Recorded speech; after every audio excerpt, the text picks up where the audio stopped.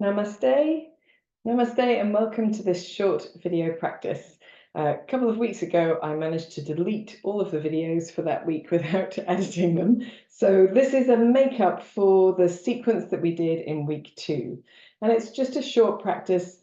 So whilst you can come to the mat without warming up, there isn't a relaxation at the end of this. You will have to do that yourself. And I hope that you will. So we have been focusing this term on things that help to support a strong center so that we can move from that center. And I'm aware of the fact that I perhaps don't look like your average svelte yogini, but I've had a lot of abdominal surgery and I like to eat chocolate. So that's the way I am. I'm shaped that way. And I'm very happy with my shape. And I find that having a slightly softer center means that I can, or softer front means I can back bend very nicely, which is great. And it doesn't stop my core from being strong. So the way that we look on the outside is not really related to how strong we are inside. So if you too find yourself in a similar shape, come join me on the mat. And if you don't, and you've got a nice firm body, then that's okay. You'll still get something out of this too. So we're going to do a few things in this practice. We're going to move in quite different ways and just focus on a little bit on the hands and feet as well. So we're going to start by coming into hands and knees position. And here we want to begin to develop some sense of strength by focusing on our breathing and lifting in the abdominal area and drawing inwards and upwards with the pelvic floor. But we don't ever want to be using like 100% force or strain. So we're easing to find out how much we need to hold our body in this way. And at the same time, we're going to press into the fingertips and press into the hands so that we lift the body away from the mat. So we're not here. We are really actively lifting away from the mat, and we're lengthening from the tailbone to the crown of the head as well. Little softness around about the elbows, the wrists, and the shoulders will be very helpful. We're going to press the tops of the feet into the mat, and then as you inhale, draw your belly muscles inwards, and as you exhale, hold them in and activate your pelvic floor. And then relax a little. As you inhale, draw your belly muscles and pelvic floor into engagement. As you exhale, hold them in. One more time, just relax a little. And then draw your belly muscles inwards and upwards. Activate the pelvic floor. And as you exhale, hold that. And keep holding that as we move into cat-cow. So we're going to ease the front of the body forward, finding length through the chest, through that space between the chin and the chest, and through the space between the belly button and the underneath of the body, and then rounding through the spine, scooping the belly in, lifting the body away from the floor. The hips and the shoulders come more towards each other. We're moving forward, gliding the shoulder blades down the back, still lifting in the belly muscles, still active in the pelvic floor, and then rounding through the spine, focusing on lifting, scooping chin to chest as well. Let's do 2 more. Opening forward and rounding under. Opening forward and rounding under. And then here we're just going to sit back onto the heels. If that's not comfortable, simply sit up or kneel up, or use some support, or you can tuck the toes under as you choose, whatever works for your body. And we're just going to ease out the wrists. So just rolling through the backs of the wrists. And this gives our center an opportunity to also relax a little if you're not used to holding it in and up all of the time, and go the opposite way as well. And with repeated movements, with repeated training, our centers become stronger, but also more toned and more firm, if you like. It's all good. We're going to shake out the wrists a little bit. and just wiggle the fingers around, and then come back to that hands and knees. We're going to move a little bit with the shoulders so that we can prepare to do a slightly more involved cat-cow pose. So hands and knees, still pressing the tops of the feet into the floor, and we're going to make shoulder circles, so keeping the rest of the body quite passive in the movement. It's as if we're circling our shoulders, but the hands stay on the floor and it's the body that moves. And we can go the opposite way as well. If you feel like you're just going sort of up and down a little bit, or if you feel that you're not having very much movement, don't worry. It comes with practice. And so just trying it a few times, maybe doing it every time you come to the mat, see where you get to. Let's take our weight off our wrists again and just turn the backs of the hands towards the floor. Maybe give a little gentle push into the backs of the hands. That helps to lengthen out the structures that have been held in the opposite direction. And then give them a little shake. You can always interlace your fingers and give your wrists a little figure of 8 action as well. That's a really nice thing to do. So now that we've mobilized a little bit through the upper back, we can try to focus on moving from the base of the spine to the crown of the head.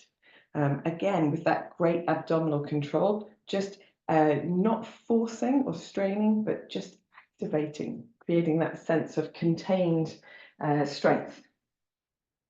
So here we come into our hands and knees, pressing the feet down, a little firmness through the belly and the pelvic floor.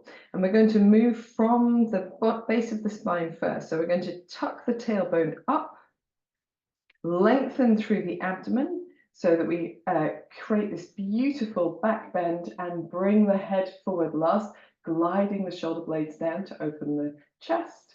And then from the base of the spine, rounding under, scooping the belly in, lifting through the navel, the center of the rib cage, and then chin to chest.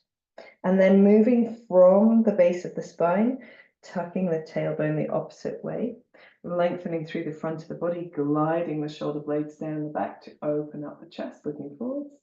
And then rounding from the base of the spine, scooping the belly in, letting the shoulder blades glide the opposite way, chin to chest, really creating space underneath the body. Let's do 2 more. From the base of the spine, all the way to the crown of the head, nice and slow. Let your breath find its natural rhythm. And then rounding from the base of the spine, all the way up to the crown of the head.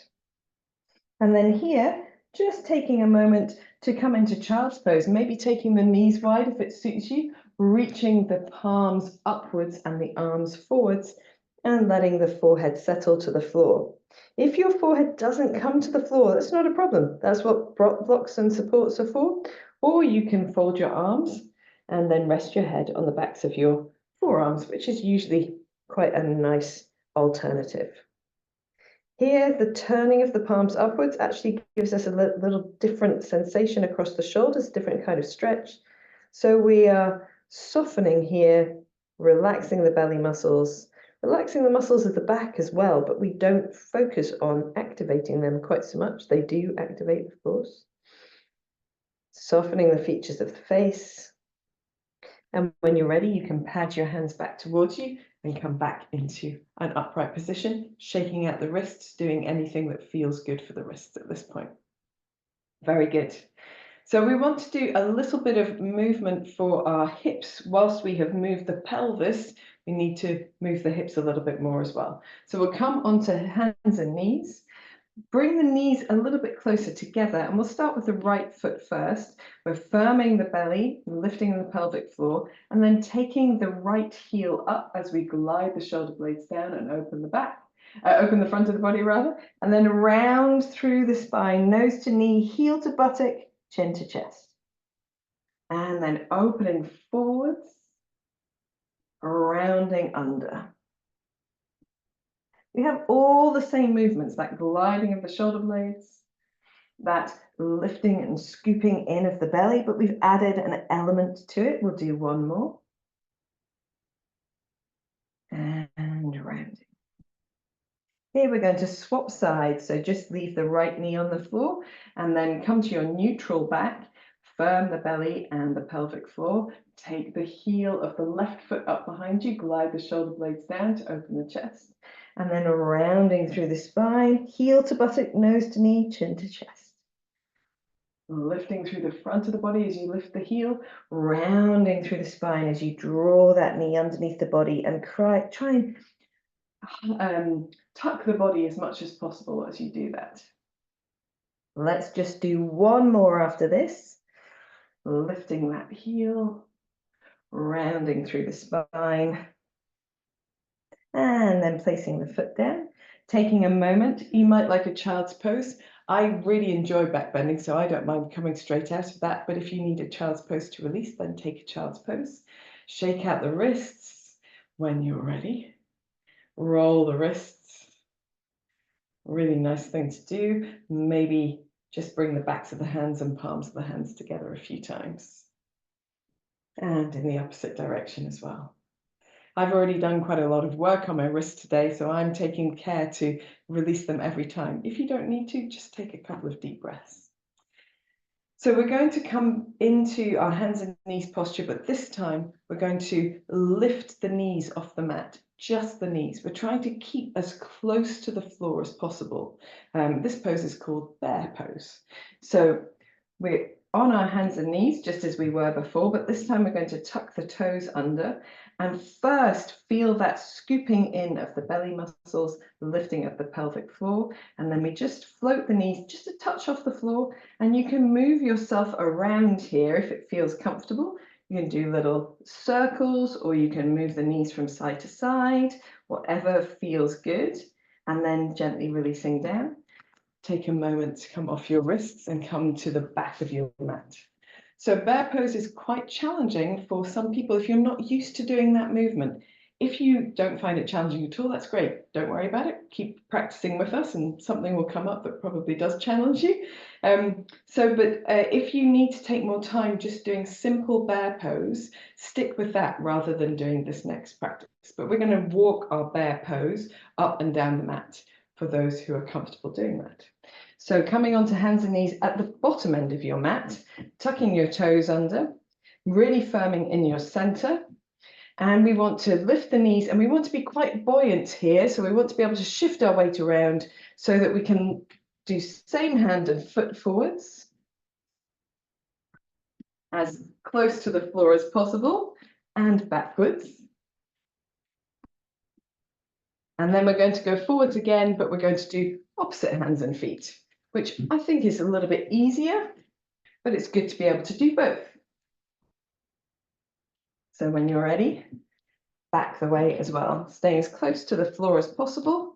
And when you've finished, releasing the knees down, taking the weight off the wrists, shaking out, doing whatever you need to do. I need to do it today. Normally I'm fine. It's just been like about 5 hours of yoga, so not so much today. So now we have done this practice.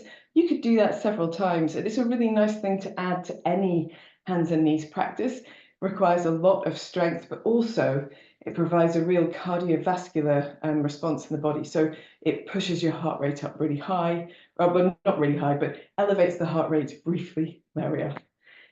Really high, really quick, I was going to say, but it's not the case. So now we're going to come back into that bear pose, but we're going to move the knees a little bit, and we're going to end up settling on the left side of the body.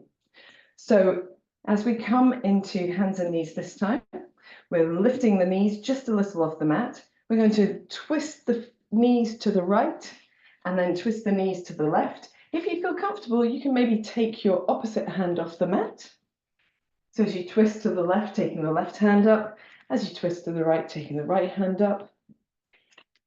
Very good. Make sure you're even both sides.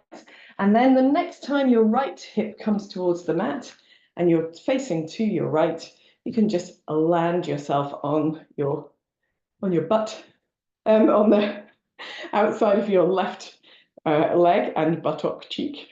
And then here we're sitting as tall as we can. It's okay here if you need a bit of space to lean onto your hand, no worries at all. We're going to do a series of twists and side bends. So we first take cactus arms and we're lifting nice and tall, and we're going to twist towards our feet. And then as we come away, we're going to place the left hand down and reach the right arm over. Very nice. Come back to the center. So let's do that one more time. Roll the shoulder blades towards each other, opening your chest, twisting towards your feet. As you do that, you're activating the muscles all down the right hand side of the body. And then as you untwist, you take the left hand down and stretch them out by reaching that right arm over. Come back to the center. We'll do the same thing on the other side. So we twist away from our feet to the left. And as we unwind, we do a side bend over to the right side and back to center. Nice cactus arms, lovely lift through the body, twisting to your left. As you unwind, place the right hand down and leaning over to the right. Coming back to center, just relaxing your arms. So here there's no real right or wrong. These are postures that are for you to explore. So you can do them in any way that suits your body. If you need a little extra support, take it under the buttocks or leaning slightly away. This is all good. If the twisting doesn't suit you, that's fine too. And we're going to come from here onto our sides to do a little side plank. So taking your left forearm to the ground and making sure that your left shoulder is just stacked on top of there. We're going to leave the knees where they are and simply lift the hips a little. So your right knee might come off the mat a little, the left hip comes off the mat, and we can reach the right arm up into the air, pressing into that space underneath the body. So we lift, lift, lift. Fantastic stuff. And then reach down with the hips. Come back to an upright position. We're going to unwind back to hands and knees. So hands to the floor, turning to the left, coming into your hands and knees position. Here we've got hands and feet really. We're going to take the knees nice and wide, the feet nice and wide, and just give ourselves a little rolling, what's this? Squat. That's the one. Rolling squat, which is nice for the hips. If you want to bring yourself a little higher, so you're doing more of a sort of bouncing dog from side to side, if that suits your legs better, that's absolutely fine too. Whenever you're ready, we're going to release down onto our knees, or if you prefer, child's pose, and roll your wrists. We're going to do the whole thing to the other side, but because I want to face the camera, I'm going to turn myself to the other end of my mat. You guys, of course, don't need to. So we do the whole thing. We're coming back onto our hands and knees. You're really spreading out the hands so we get really good support from the hands themselves. Tucking the toes under, lifting just the knees, and getting a little bit of buoyancy as we turn to one side and then the other. If you wish to, of course, you can lift that hand that you're turning towards away from the mat. If you don't wish to do that, just keep your knees nice and low. Do a little sort of padding turn. When you're ready, you can turn the right hip to the floor and sit. Don't worry too much about your legs, just let them fall where they are, sitting upright as much as you can. Lean away from your legs if you need to. Using that core support, drawing the shoulder blades towards each other to open your chest. First, we're going to twist towards our feet. So twisting to the left, and as you unwind, take the right hand down and reach the left arm over. Nice side stretch. Very good. Coming back to upright, cactus arms, twisting to the left, unwinding, and then reaching over to the right. And then two in the opposite direction, from cactus arms, twisting to the right. As you unwind, reaching down to the left, reaching over with the right hand. Coming back to center, twisting to the right, and then reaching over to the left. Very nice. So the sides of the body are really awake when we take the right forearm to the floor, and we want to press into that forearm, making sure that it's really supporting the shoulder, and we can lift the hips. The top knee can come up a little bit. We're reaching the left hand into the air, and we're just creating space underneath the body by creating this strength and lift through the body. We'll hold as we breathe, And then gently release the hips down, come up to sitting upright again, and unwind back to hands and knees. Turning the hands to the right, coming back onto your hands and feet or hands and knees, taking either, maybe here, a little down dog would be quite nice. I say that because the knees have been bent up and it's really nice to lengthen out the backs of the legs. So in your downward dog, you can do any sort of undulating or wiggling or movement that feels good, just keeping your center nice and strong. And then when you're ready, taking a child's pose. I'm going to swap myself to face the other way as well. Child's pose, reaching the palms upwards as the arms reach away. Take a couple of deeper breaths here. Observe your breath rate and your heart rate. Don't worry too much about anything, just observe. Relax your center.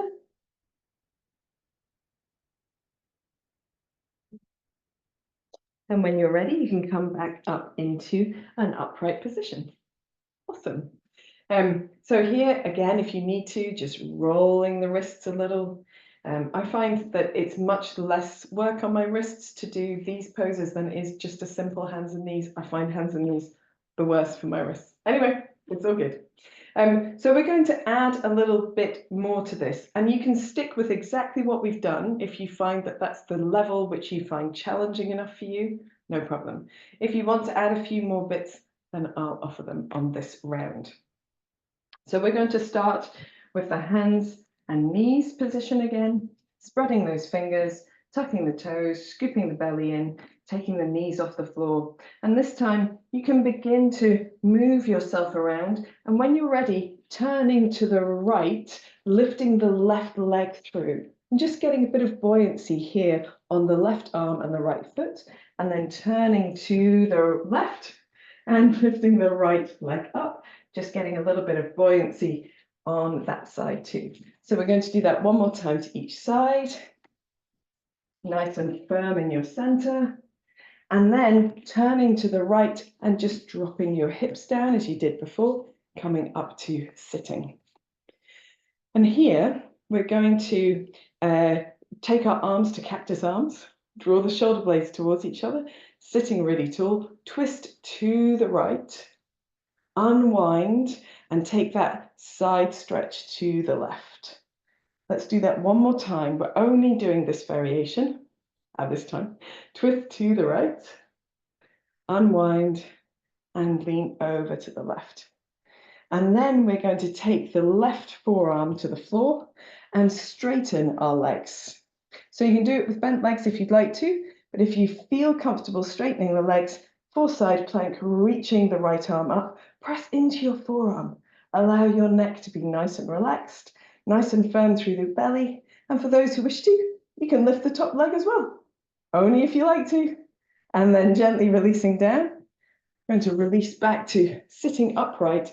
And then we're going to twist to the left, unwind, and take a stretch to the right. Come back to cactus arms, twist to the left, unwind, and stretch and lengthen to the right. And when you're ready, coming back to your hands and knees, pivoting on your toes, finding a little crouch or perhaps a little down dog. I'm going to swap to the other end of the mat. That's a little down dog, just to lengthen out anything that feels good. So here you're really aiming to just move yourself in a way that feels buoyant, supported, strong from center, but affords you a little wiggle in any direction.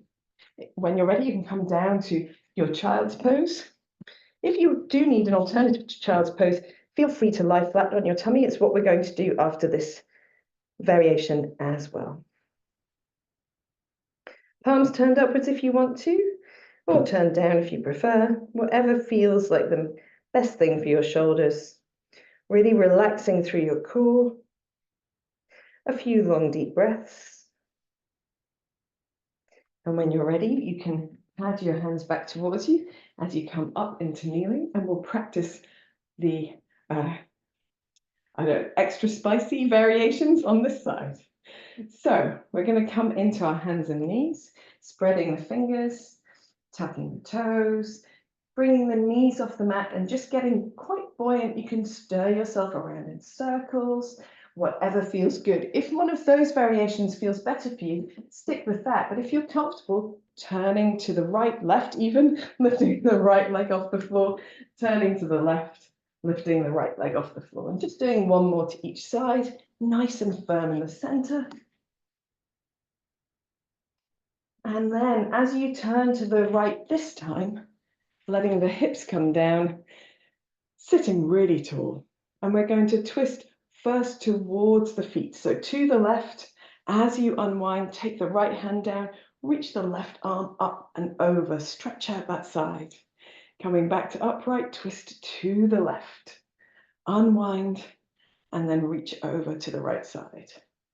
From here, we can take our side plank variation of choice. It might be that you keep the knees bent. You might be extending both legs, pressing into that right forearm to lift the body away, lifting up with the left arm. And then for those who wish to, you can lift the top leg as well, nice and firm in your center, really working both sides of the body and the legs, coming down when you're ready, coming back to sitting. And then we do our twists in the opposite direction, twisting to the right, unwind and take a side bend to the left. Coming back to cactus arms, nice and tall, twisting to the right, unwinding and leaning over to the left. And then we are going to come back to our hands and knees, or hands and feet. I keep calling it hands and knees, I mean hands and feet. If you can do a nice little squat that's reaching the hands forward like a puppy dog with wide legs, wide knees, and then taking downward facing dog, doing a little gentle undulation. Wiggle, wiggle, wiggle. We're going to finish by coming all the way onto our tummies. So it doesn't matter how you get there. If you want to do a waving vinyasa, you can, of course. Make a pillow out of your hands. Turn your toes in, your heels out. And let the front of the body really relax. The back of the body also relaxes. But as I say, we have more contact with the sort of control over the front of the body, most people. So here your belly is nice and soft. So as you breathe, that breath moves into the low back. The belly gently presses towards the floor a little, softening that low back area, creating space between each vertebra. Let go of the tension in your feet, wiggle your toes, maybe wiggle your hips from side to side.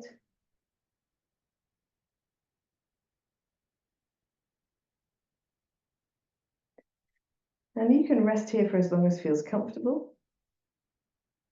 I would advise also doing a more formal relaxation, which I will leave you to do yourselves. You can, of course, put on some music or put your legs up the wall, whatever you feel would be quite nice to do right now. I hope you've enjoyed this practice, short and sweet, but nicely targeting the whole of the core, the back of the body, the front of the body, and especially the sides of the body. I look forward to practicing with you again soon. Namaste.